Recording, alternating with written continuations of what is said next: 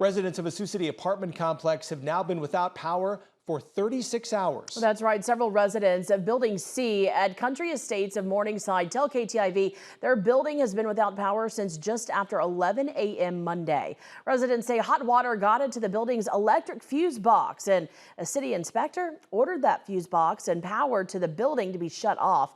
Now residents wonder what's going to happen next. Well, it would have been nice that the corporate would have put us up in the hotel, cared about the residents that are there. We have two very good maintenance men who have been there with us, trying to get us some help, doing all they can as far as, their ability to help us. But as far as corporate, nothing.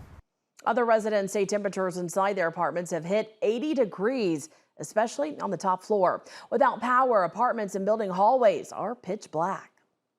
You can have a voice as much as you want, but when the people that have the ability to do something don't want to do anything, it kind of just makes you feel like you're almost an animal. It's just kind of hard because it's getting to the point where it's like 79 to 82 degrees in the apartment, and that's not something a kid should have to be in.